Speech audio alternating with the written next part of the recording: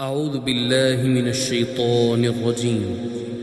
بسم الله الرحمن الرحيم. يا أيها المزمل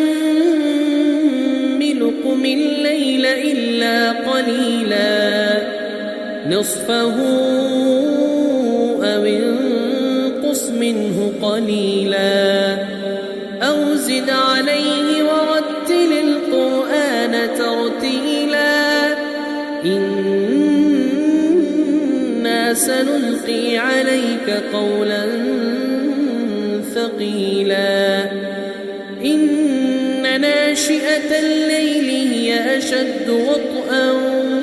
وأقوم قيلا إن لك في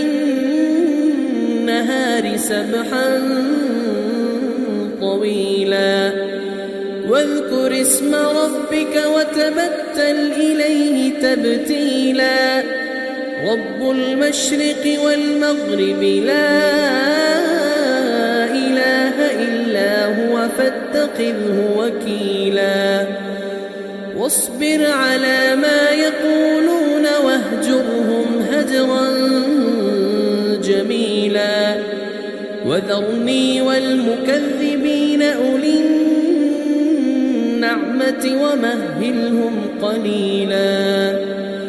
إن لدينا أنكالا وجحيما وطعاما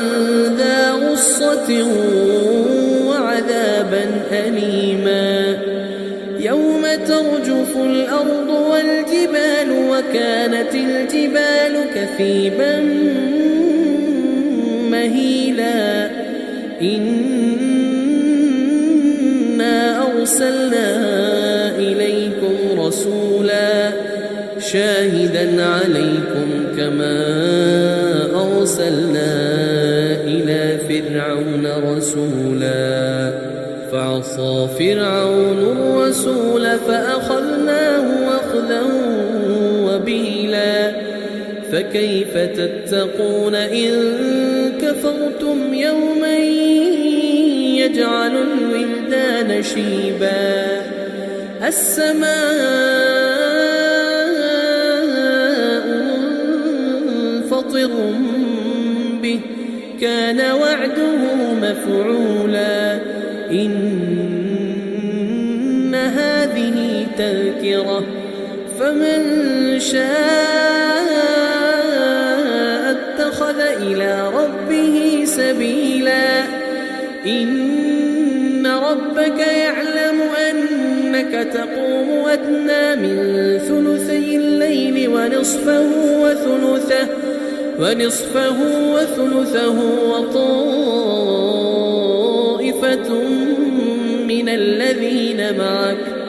والله يقدر الليل والنهار